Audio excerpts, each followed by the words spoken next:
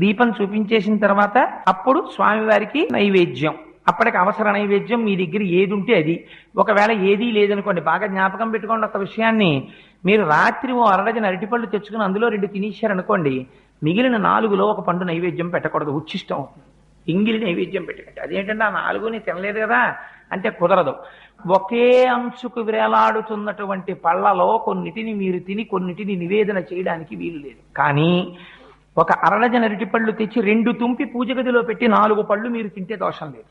ఎందుకంటే ముందే విడతీసి ఈశ్వరుడి కోసం పెట్టేశారు. అందుకే శాస్త్రం అంది, మరి ఇలా ఒక్కొక్క రోజున ఇంట్లో అసలు ఉచ్చిష్టం కాని పదార్థం లేకపోతే మరి నివేదన ఎలాగా అంటే, శాస్త్రంలో రహస్యం ఏంటంటే ఎప్పుడూ కూడా అంటూ నిలవ చెయ్యడం అనేటటువంటి దోషములు లేని పదార్థం ప్రపంచంలో ఒక్కటే ఒక్కటి. అది దానికి మీరు నిలవ చేసిన దోషము ఉండదు, దానికి అంటు దోషము ఉండదు. అటువంటి పదార్థం ఒక్కటే, బెల్లం ముక్క.